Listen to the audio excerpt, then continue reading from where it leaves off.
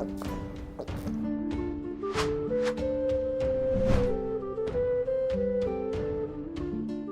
Moin, hallo und herzlich willkommen zu einem neuen Video hier auf meinem Kanal. Und heute gibt es hier eine Runde Shakes and Fidget. Wir befinden uns heute auf EU20, das soll aber gar nicht großartig das Thema des heutigen Videos sein.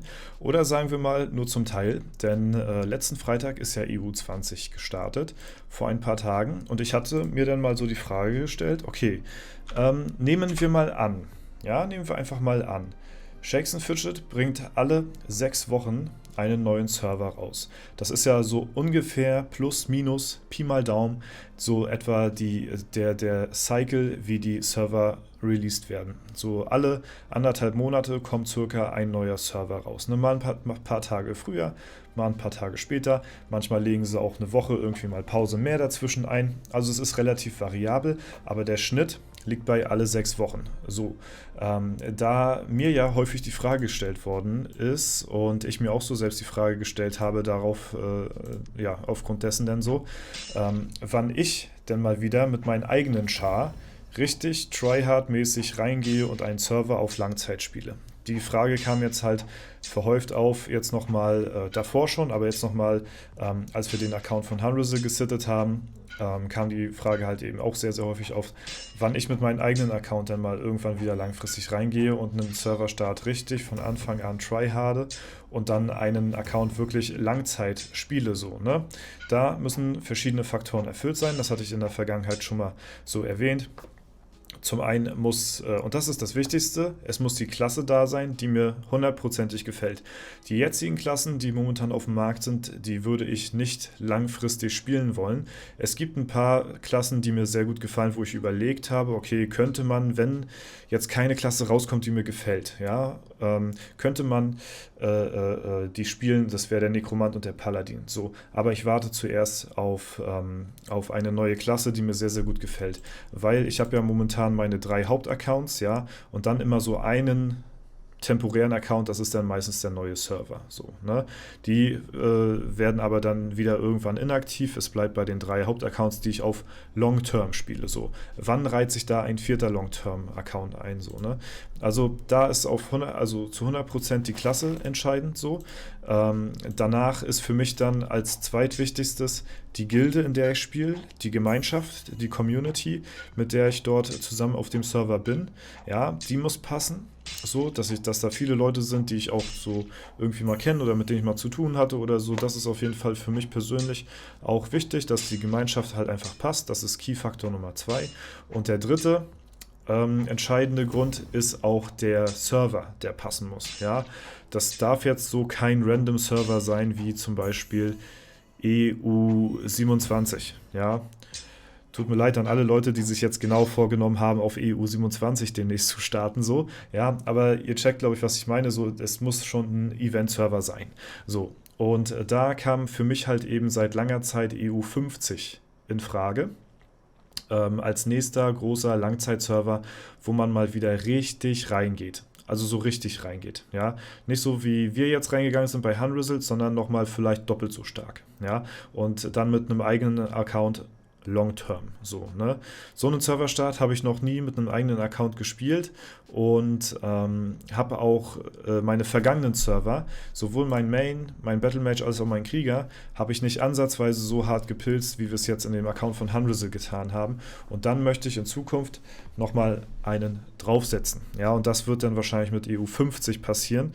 Bis dahin wird es wahrscheinlich noch 2, 3 neue Klassen geben. Das heißt, die Auswahl ist dann gegebenenfalls da, eine Klasse zu nehmen, die mir persönlich dann auch gefällt. Und wir warten mal ab, was der Pestdoktor jetzt für uns bereithält. Wenn der jetzt Ende des Jahres released wird, dann schauen wir uns die Klasse an.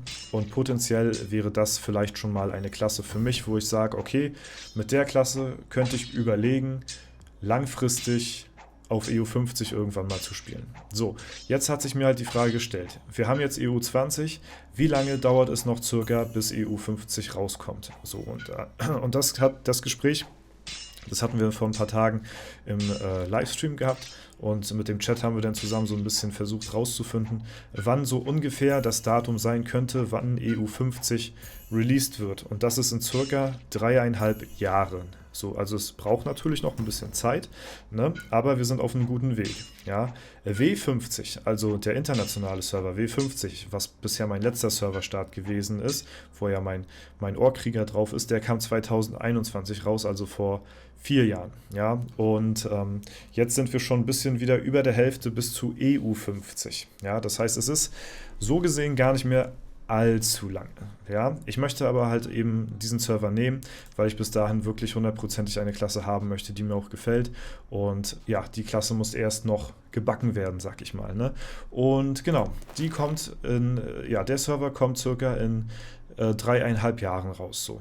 Und dann hatten wir dann mal zusammen rausgefunden gehabt, okay, in welchem Monat, zu welchem Zeitpunkt würde das denn hinkommen, wenn wir jetzt auf der Grundlage von EU20, ja, der ja letzten Freitag rausgekommen ist. Jetzt haben wir ja einen sehr frischen Server, EU20, ne, auf Grundlage dessen, wenn man jetzt mit dieser Theorie rangeht, wenn alle 6 Wochen, ja, einen neuen Server gibt, wann würde EU50 rauskommen? Und das Ergebnis war tatsächlich, ja, atemberaubend, sag ich mal, denn EU50 ist ja so schon hier und da mal so ein bisschen ein Hype-Gespräch für den nächsten extrem krassen Hype-Server. Also EU30 und EU40 wird auch krass, ne? Aber EU50 wird, glaube ich, nochmal so alles auf den Kopf stellen, was bisher da gewesen ist. Denn wenn man sich mal den Zeitraum zusammenrechnet und alle 6 Wochen, ja, einen neuen Server released, dann würde EU50 tatsächlich, ihr seht es bereits schon, zu Black Friday released werden. Ja? EU50 würde im November rauskommen und wenn man jetzt alle 6 Wochen davon ausgehen würde, dann wäre das quasi Freitag, der 3. im November. Ja? Und wir haben aber allerdings Freitag, den 24. November, Black Friday. Ne? Und Black Friday ist natürlich dann genau dieser Tag hier am 24. Das heißt, wir haben hier nochmal 1-2 Wochen nochmal Abstand dazwischen. Dadurch, dass es aber in Shakes & Fidget auch letztes Jahr schon die Black Week gab, kann es gut sein, dass es eventuell auch, weiß ich nicht, vielleicht eine Woche früher oder später released wird, so, keine Ahnung. Aber am Freitag kommt ja immer ein neuer Server raus, so, ne? Und als ich diese Nachricht gehört hatte, so, ne, EU50, es wird wahrscheinlich auch wieder wie alle 10 Server ein neues Avatar-Battle geben, ja. Und wir haben in Kombination das Black Friday-Event, was eine komplette Eskalation ist mit schwarze Steine direkt zum Serverstart, was extrem krass ist, ja. Und man darf auch nicht vergessen, wir befinden uns ja schon im November. Das heißt, nächsten Monat im Dezember haben wir ja auch schon direkt im Anschluss von EU50 den neuen Legendary Dungeon in der Winteredition. Ja, da kommt der Winter-LD raus. So, das ist immer im Dezember so. Das heißt, wir haben vielleicht nur einen knappen Monat zwischen Server-Release EU50 und dann direkt der Legendary Dungeon hinterher. Das wird eine Eskalation werden. Das könnt ihr euch nicht vorstellen. Jetzt schon. Und dann mit diesen Events noch dazu. Also ich habe halt gedacht, okay, ne, wann könnte EU50 rauskommen? Und ja, das Jahr hat ja 12 Monate, ne, aber ausgerechnet im November zum Black Friday Event, das könnte halt scheppern so, ne? Und wie gesagt, wenn man jetzt den Zeitpunkt nimmt und alle 6 Wochen, dann wäre es halt eben der 3. Das wäre noch ein bisschen zu früh für Black Friday, aber dadurch, dass wir in der Vergangenheit eben auch gesehen haben, dass Shakes & Fidget auch mal so ein bisschen hier und da eine Woche dribbelt, ne, mal eine Woche früher startet, mal eine Woche später startet, so kann ich mir unmöglich vorstellen, dass sie sich das durch die Lappen gehen lassen und einer dieser Freitage hier nehmen, höchstwahrscheinlich dann entweder den 17. oder den 24. Und ja, aus marketingtechnischer Sicht wäre es einfach unklug, irgendwie den Server hier zu starten. Dann wird lieber noch eine Woche gewartet. Man macht dann quasi die Black Week, nicht den Black Friday, sondern die komplette Woche dann schon mit diesen Schwarzstein-Events so und die Pakete und die Angebote und die Prozente, ja, dass man quasi das dann wirklich so hindribbelt, dass man bis dahin so 1-2 Wochen rausholt, dass man das quasi wirklich pünktlich EU50 Serverstart zum Black Friday released. Ja, und das wird, glaube ich, wirklich so auch eins der umsatzstärksten Quartale, die wahrscheinlich Shakes Fidget jemals erwirtschaften wird, weil alleine Black Friday ist schon immer, ne, ist sowieso überall krass. Da machen die meisten Unternehmen, die irgendwas verkaufen, immer die besten Renditen. So, ne? Dann haben wir halt eben EU50, ein Server, der wahrscheinlich von vielen Leuten wirklich sehr, sehr hart, weiß ich nicht, da warten wahrscheinlich sehr viele Leute drauf, sehr viele Top-Gilden, die man lange nicht mehr gesehen hat, könnten wieder da am Start gehen, so, ne? Und dann halt im Anschluss, einen knappen Monat später, dann noch den Legendary Dungeon. Und das zur Winterzeit. Es gab Wintergeld, so, ne? Und das ist halt einfach. Also das wird absolut krank werden. Ja, es sind natürlich noch ein paar Jährchen bis dahin. Wie gesagt, es ist 2028. Bis dahin kann noch einiges passieren. Ne? Bis dahin kann noch viel Content kommen, viele neue Klassen, viel, ne, was halt eben so das Ganze noch beeinflussen könnte. Ne? Und bis dahin kann natürlich auch die ein oder andere Woche natürlich auch noch weiterhin rausgedribbelt werden. So, ne? Aber das wollte ich euch mal zeigen, dass dieses Event wahrscheinlich EU50 noch krasser machen wird, als EU50 alleine schon an sich ist. Ja? Und viele fragen immer so, was ist so besonders an diesen Servern so? Es ist halt einfach diese Zahl. Ne? Alle 10, ne? Das ist halt einfach eine schönere Zahl. Ich sag mal so, EU10 ist schöner von der Zahl als EU9. Ich vergleiche das mal so. Ich sag mal so, ihr wärt wahrscheinlich lieber Stufe 300 anstatt Stufe 299. So, und das ist halt eben dasselbe mit den Servern. Ne? Ihr spielt halt lieber auf einem glatten Server, einen Event-Server. Vor allen Dingen sind diese Event-Server, diese Runden-Server, diese Jubiläums-Server immer sehr populär. Das heißt, es ist auch kein Server, der potenziell vom Aussterben bedroht ist, sage ich mal, wie ein etwas inaktiverer Server. Und das ist halt eben auch noch sehr beliebt. Die Konkurrenz ist hoch, es ist viel los und das ist halt eben ein guter Anreiz. Und es gibt alle 10 Server halt eben auch ein Avatar-Race, was halt eben das Ganze nochmal befeuert. Ja. Deswegen, das wollte ich euch mal zeigen. Und ja, wer mich fragte, wann ich wieder starte, EU50 wird wahrscheinlich dann so mein letzter Tryhard-Server, den ich dann auf Langzeit spielen werde. Wie gesagt, in 3 Jahren, da kann einiges passieren, aber ja, ich weiß nicht. Ich glaube, viele haben das bisher nicht auf dem Schirm gehabt, dass EU50 potenziell, ne, ist ja nicht in Stein gemeißelt hier, zu Black Friday released wird. So, ne? Also in dem Monat halt. Ne? Das ist halt schon wirklich sehr, sehr krass. Und ja, werden dort neue Rekorde gebrochen? Das bleibt fraglich, denn man muss es auch so sehen, dass zum Beispiel jetzt hier beim Elevator, hier ist ja quasi der Elevator mit EU20 gestartet und das hat hier für neue Rekorde gesorgt. Nicht beim letzten Black Friday Event wurden neue Rekorde gebrochen, sondern hier zum Start des Servers mit Kombination Elevator. Ja? Also was war jetzt quasi ausschlaggebender? War jetzt der Elevator ausschlaggebender oder letztes Jahr das Schwarzstein-Event? Ne?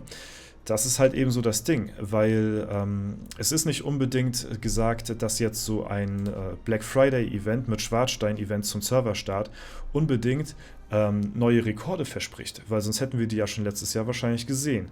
Ne? Weil was bringen einen die unterm Strich? Die bringen einen mehr Stat-Punkte, man kommt leichter durch die Dungeons, man ist stärker zum Anfang. Ja. Aber ihr müsst euch in diese Ebenen denken, wie zum Beispiel hier von den Top-Accounts hier. Ne? Da spielt Geld keine Rolle im großen Teil und damit auch wiederum Gold keine Rolle, weil Gold kann man sich jederzeit kaufen. So, ne? Und mit Gold kannst du deine Stats verbessern, wenn du halt eben musst. Ne? Und Stats kannst du dir in dem Sinne kaufen. Und durch die Schwarzsteine, durch das Schwarzstein-Event hast du halt eben mehr Stat-Punkte. Brauchen die manche Spieler vielleicht aber gar nicht so in dem Sinne, weil was sie vielleicht mehr brauchen, sind höchstwahrscheinlich die Ressourcen aus dem Elevator. Ja? Das ist wahrscheinlich das, was für die Rekorde gesorgt hat und was nochmal so den Unterschied gebracht hat, auf kurz oder lang.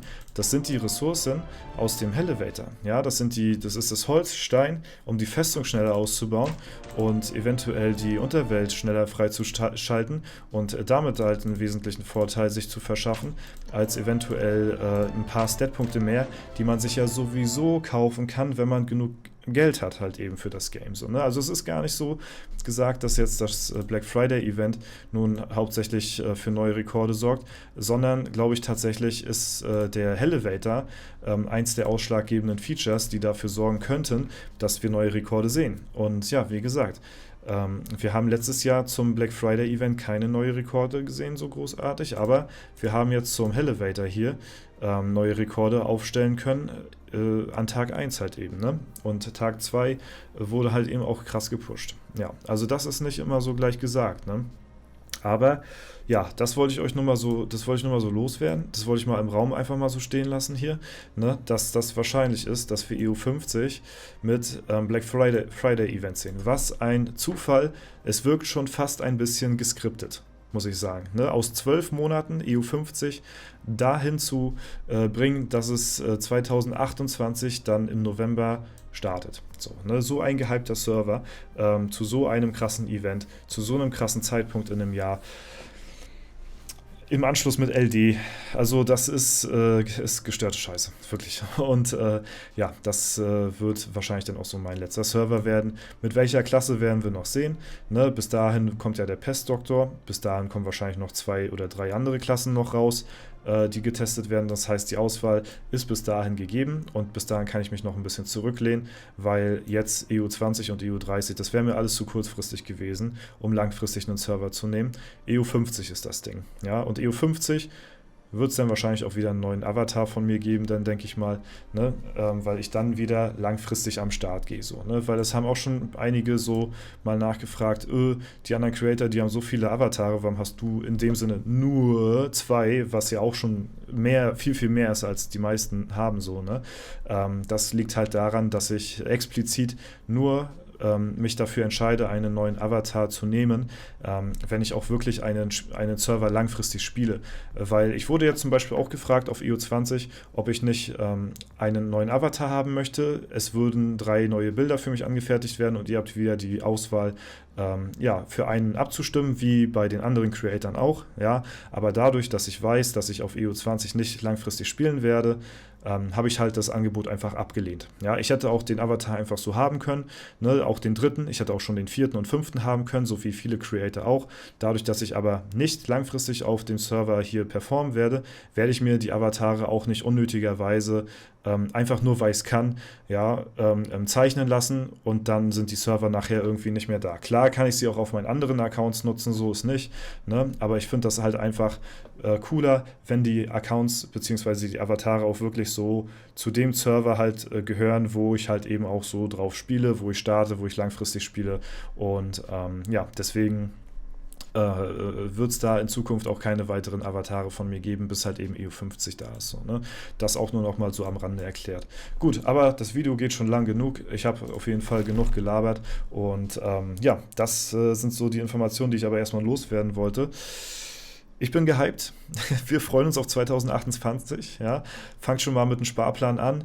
Alle, ja, weiß ich nicht, pro Monat irgendwie, keine Ahnung, 10 Euro, 15 Euro mal beiseite packen. So, ne, wenn ihr die nicht braucht, einfach mal eine Schachtel Kippen weniger rauchen oder einfach mal, keine Ahnung, ein Glas Alkohol weniger trinken oder so. Ne? Und dafür einfach mal ein bisschen Cash beiseite. So, ne? Und dann schon mal auf EU50 schon mal ein bisschen hinsparen, denn, ne? Dass man da dann voll reingeht. So, ne?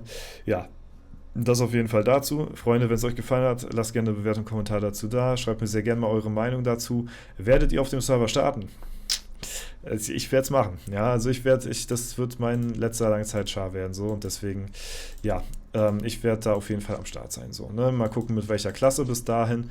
Aber das bleibt dann auf jeden Fall abzuwarten. Sind ja noch ein paar Jährchen bis dahin hin. Ne? Aber in der Shakes & Fidget-Welt ist das alles gar nicht so lang. Was sind 3 Jahre in Shakes & Fidget? Geht schneller vorbei, ne, als man ja, gucken kann. Sieht man ja, ne, sieht man ja. W50 auch schon wieder 4 Jahre her, deswegen ist krass auf jeden Fall, ne? Kommt mir noch nicht so vor. Deswegen, ja, haltet auf jeden Fall die Ohren steif, bleibt gesund, dass wir uns alle auf EU50 dann bis dahin wiedersehen. Und das soll es dann soweit gewesen sein. Ich verabschiede mich, bis dahin alles Gute, haut rein und bis zum nächsten Mal.